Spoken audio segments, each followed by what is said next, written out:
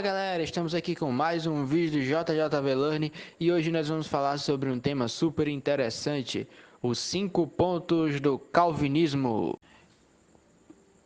Primeira coisa que nós pensamos quando ouvimos a frase os 5 pontos do calvinismo é que quem formulou esses 5 pontos foi o próprio Calvino.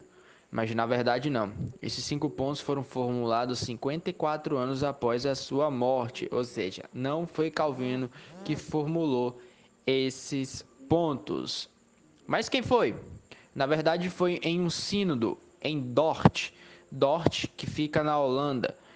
Foi um sínodo composto por 84 teólogos, que foi de 13 de novembro de 1618 até maio de 1619.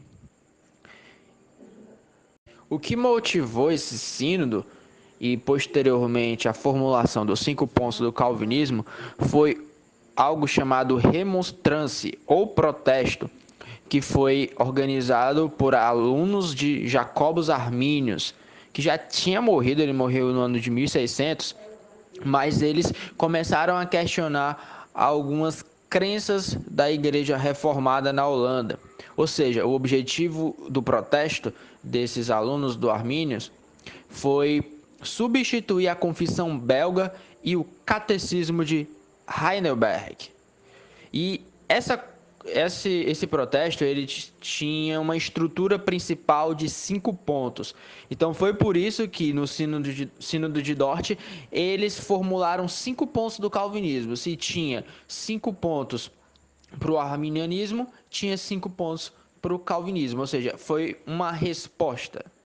Esses 5 pontos do calvinismo ficaram conhecidos também como a tulipa, em português, ou tulipe em inglês, que é um acróstico que as iniciais de cada ponto do calvinismo formam essa palavra. E traduzindo para o português, o T é de total depravação, U é de eleição incondicional, que em inglês começa com U. O L é de expiação limitada, porque começa com L em inglês. Graça irresistível é o I. E a perseverança final dos santos. Então, esses são os 5 pontos do calvinismo, que foram em resposta aos 5 pontos do arminianismo. E tem esse acróstico muito famoso que nós chamamos de tulipa, que é uma flor. Mas afinal, o que é que dizia o protesto dos ex-alunos de Armínios e o que de fato fala esses 5 pontos do calvinismo? Os arminianistas eles acreditam que o homem ele tem vontade livre, já o calvinismo acredita que toda a humanidade, em toda a história da humanidade depois do pecado de Adão e Eva, estão depravados, ou seja, depravação total. O arminianismo ele acredita numa eleição condicional, já os calvinistas, já que toda a humanidade está depravada, consequentemente a eleição é incondicional, ou seja, não depende do ser humano, depende da escolha total de Deus. E a eleição condicional do arminianismo significa que Deus elegeu segundo a sua presciência e não segundo a sua soberania, ou seja, ele viu antes de criar os homens, de criar a humanidade, quem acreditaria nele e nesse sentido foi que ele escolheu. Então essa é a grande diferença.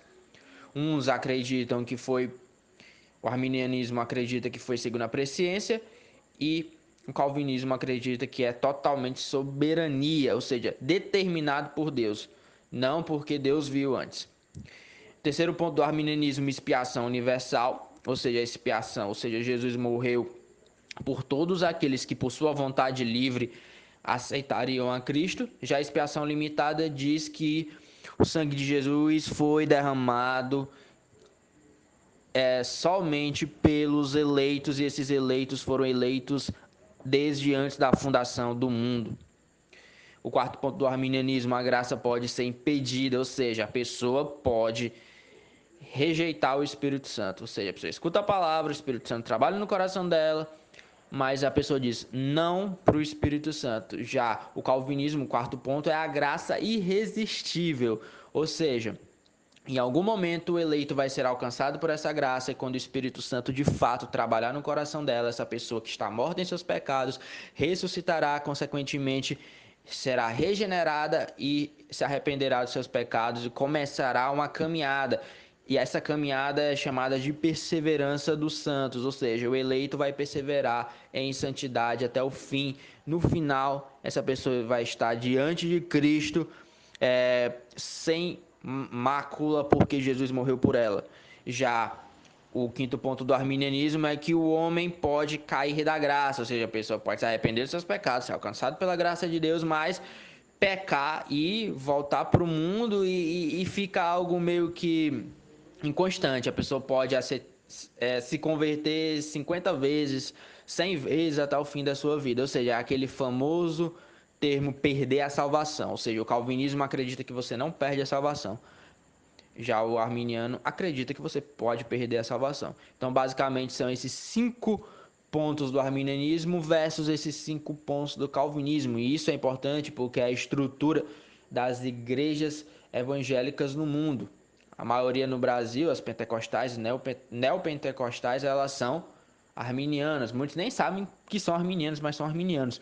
Já as tradicionais, as batistas regulares, as presbiterianas, as luteranas são calvinistas na questão da soteriologia, ou seja, acerca da salvação, porque o calvinismo não é só a parte da salvação, é algo mais amplo.